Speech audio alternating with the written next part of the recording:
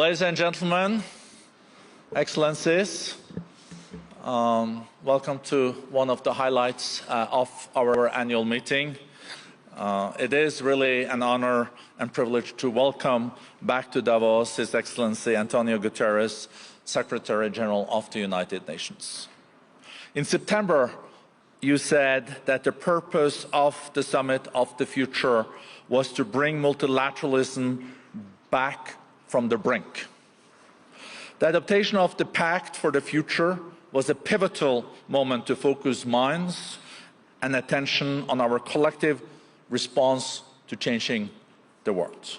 This year, the United Nations celebrates its 80th year, a testament to the vitality of the organization and its centrality for multilateral cooperation.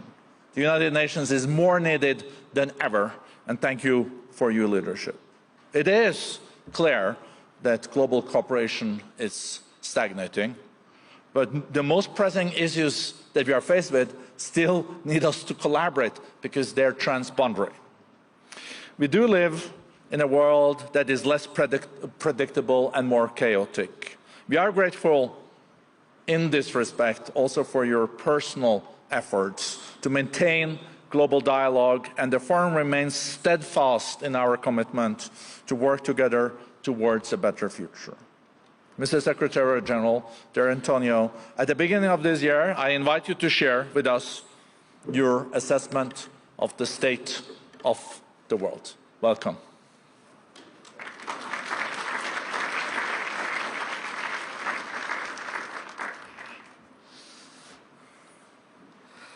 Ladies and gentlemen, dear friends, it's good to be back in Davos. Your focus this year is on collaboration for the intelligent age, and it is a noble vision. But let's face it, when many people look around the world, they don't see much collaboration, and perhaps, to their minds, not enough intelligence. Despite progress on many fronts, investment in renewables, technological leaps, health advances, many of our world's problems are getting worse. We are living in an increasingly rudderless world. Last week, I delivered my annual priority speech to the General Assembly, and I said that our world is facing a Pandora's box of troubles. We face widening geopolitical divisions, rising inequalities, and assault on human rights. And we see a multiplication of conflicts, some of which are leading to the reshaping of different parts of the world, not least the Middle East. And there is finally a measure of hope when a ceasefire and hostage release deal in Gaza takes place, and we are working to surge up desperately needed humanitarian aid. I was also just in Lebanon, where a cessation of hostilities is holding and a new government is taking shape after 2 years of stalemate. From the Middle East to the Ukraine to Sudan and beyond, we still face an uphill battle. But we will never give up in calling for peace, but peace grounded on values. The UN Charter, international law, including international humanitarian law, and the principles of sovereignty, political independence, and territorial integrity of states. Meanwhile, developing countries are in economic dire straits. Some are facing double-digit inflation rates, while interest payments in Africa are earning up 27% of all government revenues.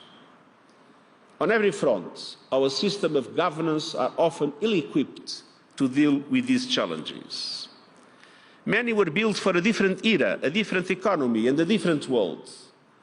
We are working to reform institutions for the 21st century, from the global financial architecture to the UN Security Council, two basic aspects of our Summit of the Future. But reforming institutions requires a reform in mindsets, because we face big challenges, existential challenges, and I'm not convinced leaders get it. Yes, we all understand the nature of an existential threat. Those of us who lived through the Cold War remember the decades spent living under the constant shadow of nuclear annihilation.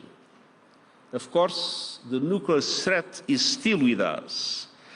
But when it comes to existential threats, nuclear is no longer alone. Today we face two new and profound threats that demand far more global attention and action because they threaten to upend life as we know it: the climate crisis and the ungoverned expansion of artificial intelligence. First, climate chaos. I recently saw an analysis that exposed the grim irony.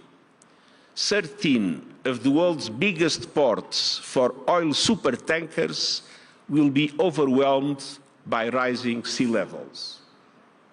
Rising seas, which are caused by rising temperatures, and rising temperatures, which are overwhelmingly caused by burning fossil fuels. Our fossil fuel addiction is a Frankenstein monster, sparing nothing and no one. All around us, we see clear signs that the monster has become master. We just endured the hottest year and the hottest decade in history. 2024 is likely to be the first calendar year that's pushed back past 1.5 degrees above pre-industrial levels. Now, breaching this limit does not mean the long-term goal of keeping the rise in global temperature to 1.5 degrees is shot. It means we need to fight even harder to get on track, especially when we are seeing today sea level rise, heat waves, floods, storms, droughts and wildfires, and that are just a preview of the horror movie to come. A world where every economy feels the pain of supply chains severed, of infrastructure destroyed, of higher prices and higher insurance premiums, or no insurance at all. At the same time, another far more hopeful story is unfolding. Cheap, plentiful energy provided by renewables is an extraordinary economic opportunity, one that will benefit people in every country, and then that will make the end of the fossil fuel age inevitable, no matter how hard vested interests try to stop it. A number of financial institutions and industries are backtracking on climate commitments. And here at Davos, I want to say loudly and clearly that this is short-sighted. And paradoxically, it is selfish, but also self-defeating. You are on the wrong side of history. You are on the wrong side of science. And you are on the wrong side of consumers who are looking for more sustainability, not less. This warning certainly also applies to the fossil fuel industry and advertising, lobbying and PR companies who are aiding, abetting and greenwashing. Global heating is racing forward and we cannot afford to move backward. And government must keep their promise to produce new economy-wide national climate action plans this year, well ahead of COP30 in Brazil. And those plans must align with limiting the rise in global temperatures to 1.5 degrees, including by accelerating global energy transition. We also need a surge in finance for climate in developing countries to adapt to global heating, to slash emissions and seize the benefits of the renewables revolution. We need to tackle high capital costs that are leaving developing countries behind. And I also urge all businesses and financial institutions to create robust, accountable transition plans this year. These too must align with 1.5 degrees and with the full recommendations of the United Nations High-Level Expert Group on Net Zero. To the corporate leaders who remain committed to climate action, your leadership is needed now more than ever. Do not back down. Stay on the right side of history.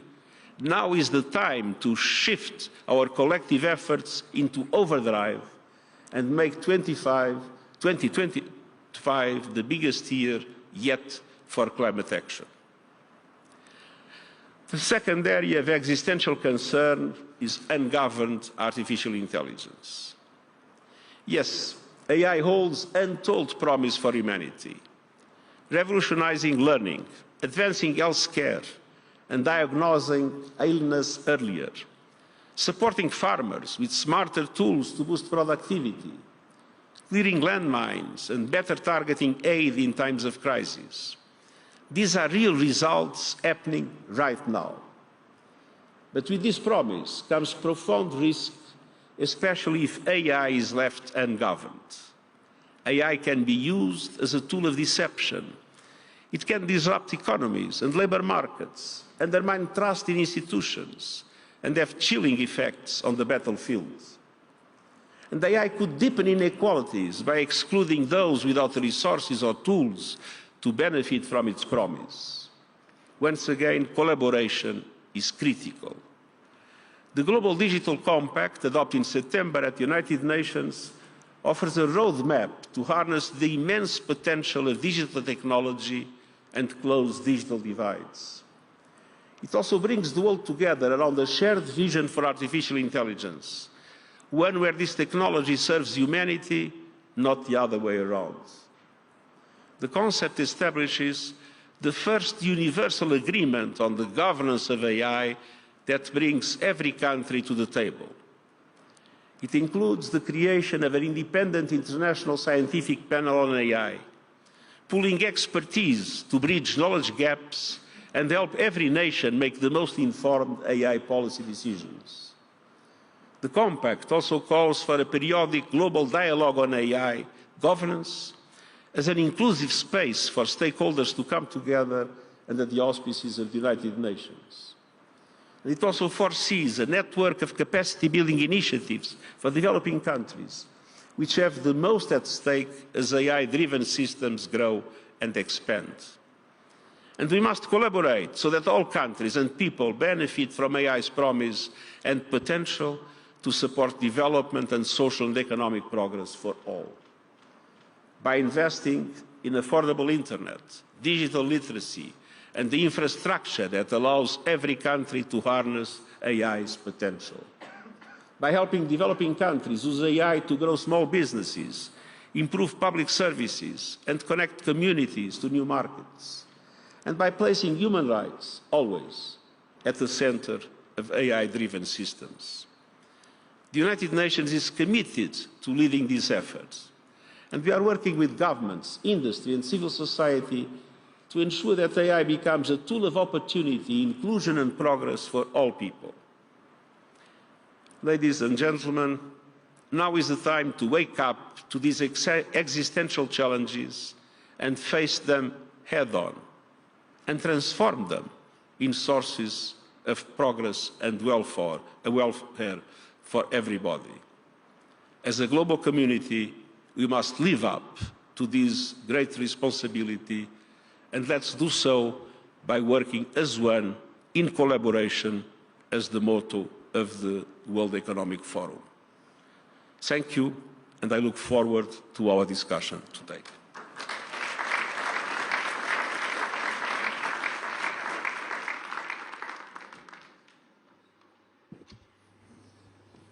So, Mr. Secretary General, great to have you back. One can look at the world as like a glass half empty or a glass half full. So let's start with the latter and we come back to the first. You just came back from Lebanon. It is now a president elected. There is a ceasefire, as you mentioned, in Gaza, start of releasing hostages. There is a new government in Damascus. We know your special envoy is there today working on that. Currently, there hasn't been an escalation leading to a war between Israel and Iran that would have a huge impact. So where do you see the Middle East next in a year when you come back to Davos? Well, I know it will be deeply reshaped, but I do not know exactly in what direction all the different aspects will be reshaped. First, Gaza. I think it's important, first of all, to recognize that the ceasefire in Gaza is the product of the work of many, and I would praise the United States, Qatar and Turkey for their efforts for months and months and months to obtain the release of hostages, that, by the way, should be immediate and unconditional, and also to obtain the ceasefire. But the negotiations were dragging. And then, all of a sudden, it happened. I think there was a large contribution of the robust diplomacy of the, at the time, President-elect of the United States. I feel that when we had the position of Israel still reluctant to the ceasefire just 2 days before it happened, and then all of a sudden there was an acceptance, I think that we have witnessed an example of robust diplomacy that is something that we must recognize. Do you expect more robust diplomacy? I think we will have more examples of robust diplomacy. Let's see now in what direction. But what is not yet clear is what is the future of the relationship between Israelis and Palestinians. One possibility is to move into annexation of the West Bank and probably a kind of a limbo situation in Gaza, which of course is against international law and would mean there will never be peace in the Middle East.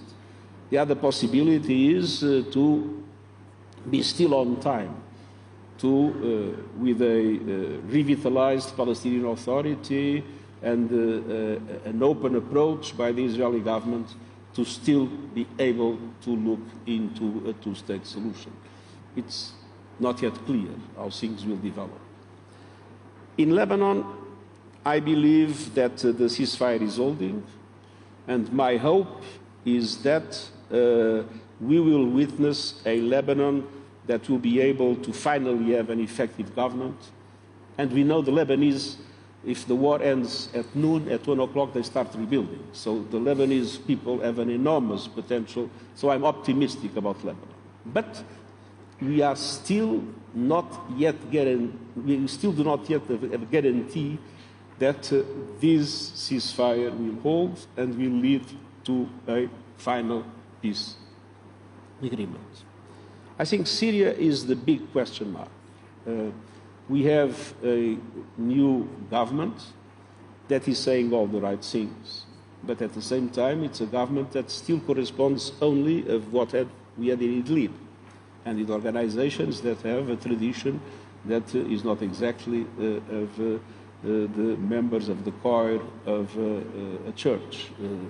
So there are many questions, and we see some signals that the openness and tolerance that is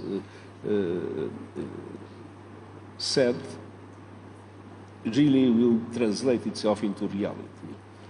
So we hopefully will have a Syria with a government that represents all the communities in Syria, which means that the problem between Turkey and the Kurds will also be solved, and that allows for a full integration of Syria in the international community, but we still have a strong risk of fragmentation and a strong risk of extremism in at least parts of the Syrian territory. So Syria is still a question mark, but it is in the interest of us all to engage in order to make things move in the direction of an inclusive form of governance in Syria in which all minorities will feel represented.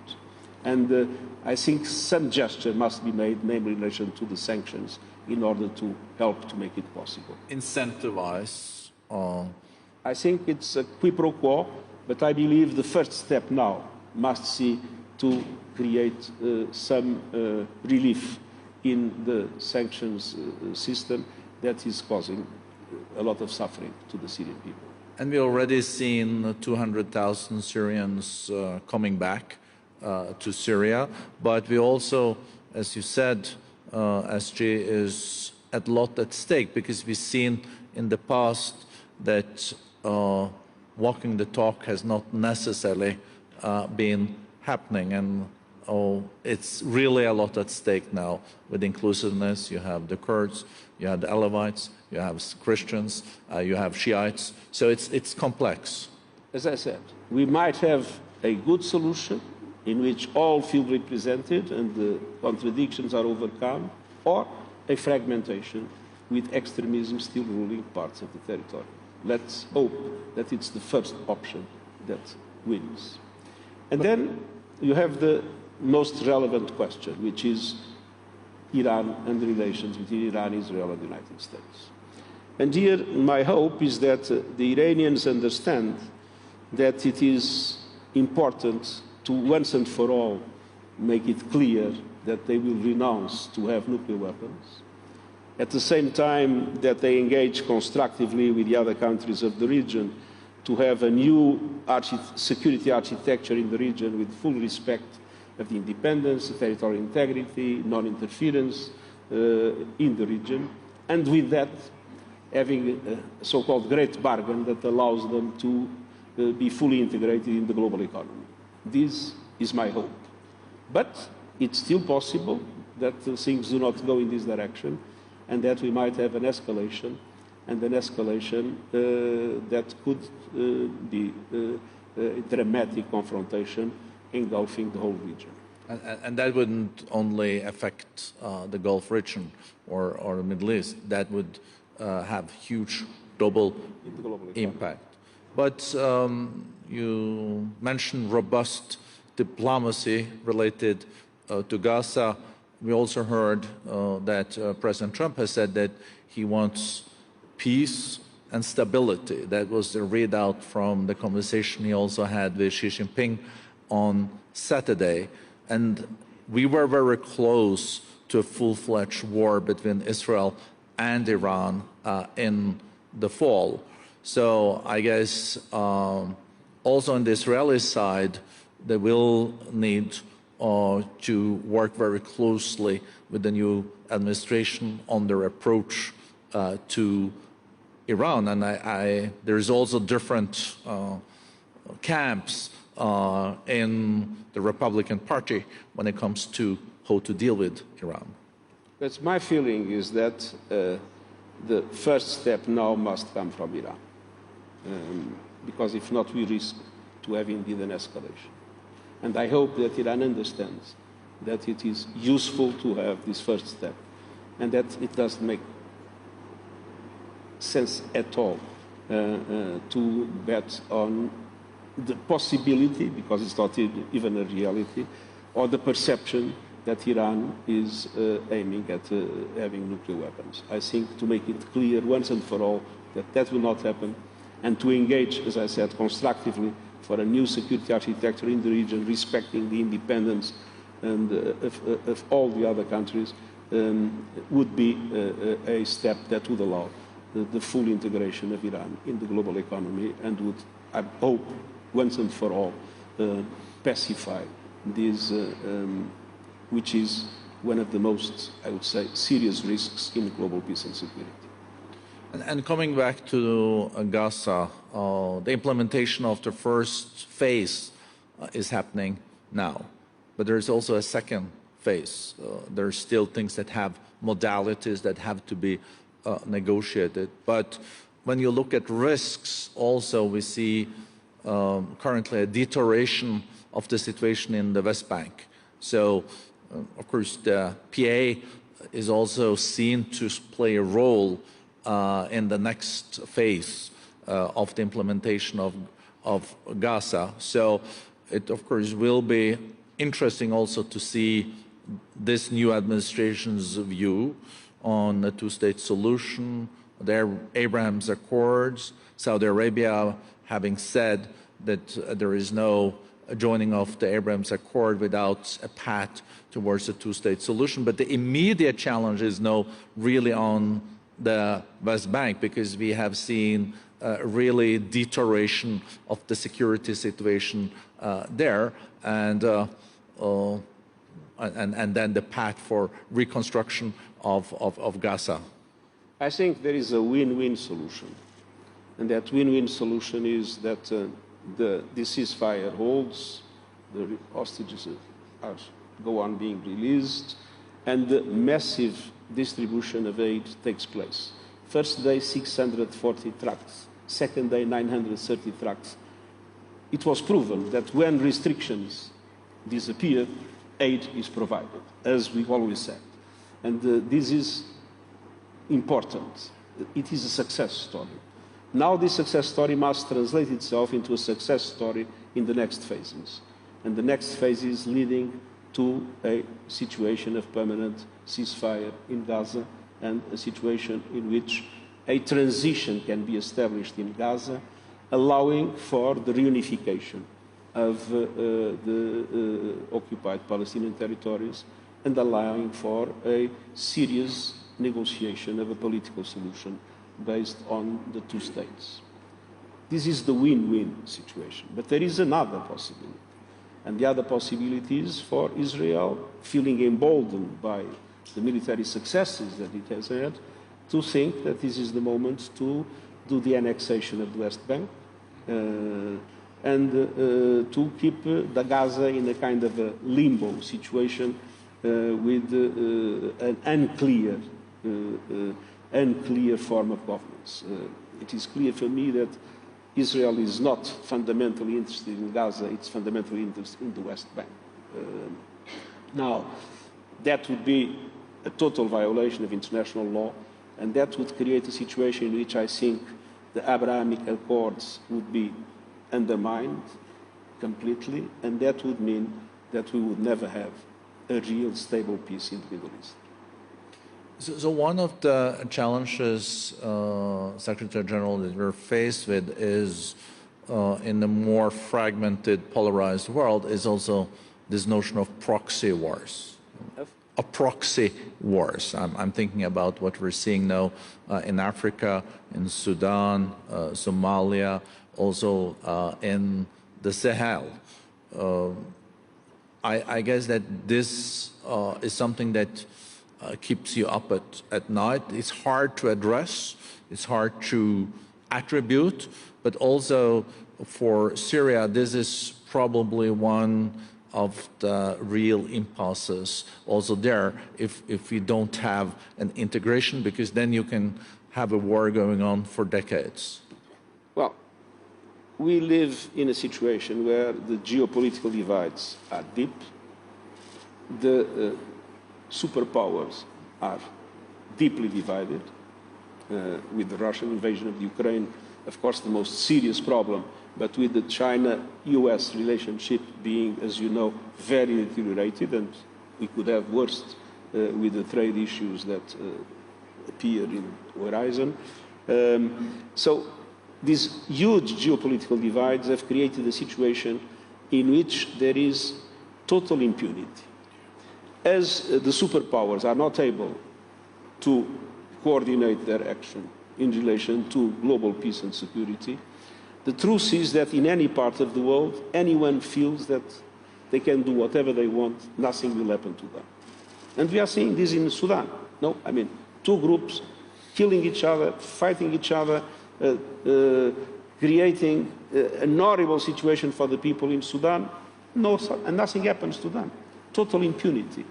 Now, this is the situation that I believe we need to correct, because this is what makes these wars by proxy happen. And you see that in each of the situations you have 4 or 5 countries that interfere with the conflict, be it in Libya, be it in Sudan, be it in the Sahel. Somalia. We have the president here on the first row. So, I mean, it is absolutely essential to, independently of the geopolitical divides that exist, to create a situation in which there is real accountability in relation to the dramatic violations of human rights and international humanitarian law we are seeing in the world.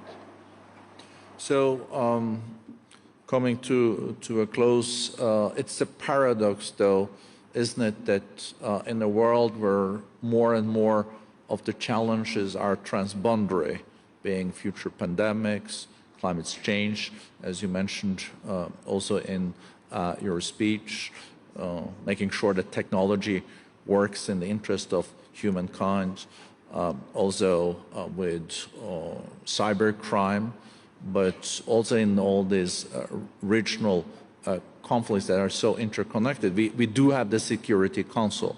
And of course, there is criticism that it is not the best mood in the Security Council, but it is a place where the big powers still meet.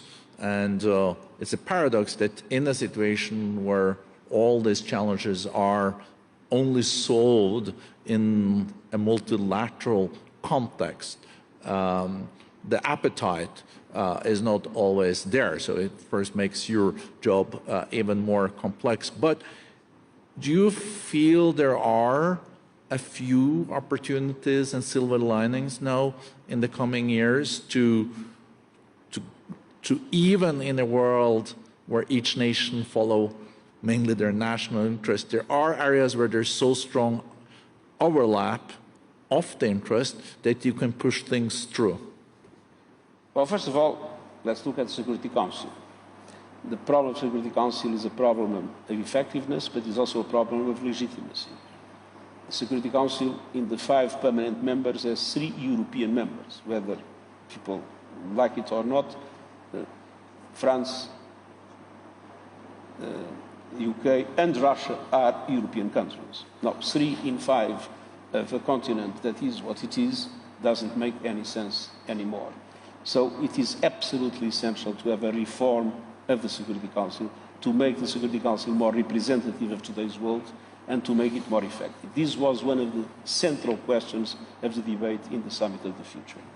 But beyond that, what I believe is that there are things that will tend, in my opinion, to unite.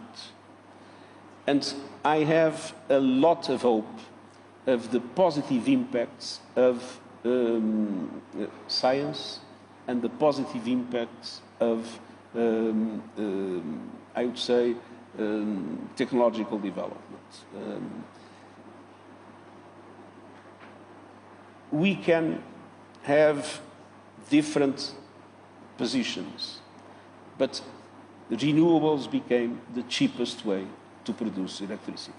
In 10 years? And so independently of the opinions that people might have, those that are now investing in fossil fuels, in my opinion, are investing in stranded assets. I'm totally convinced that the oil and gas that exist in the world today, independently of new discoveries, will never be spent. And so sooner or later, I believe that the realities created by the scientific and technological evolution will make it inevitable, even for reasons of selfish analysis, will make it inevitable for people to take the right decisions. And that is one of my hopes.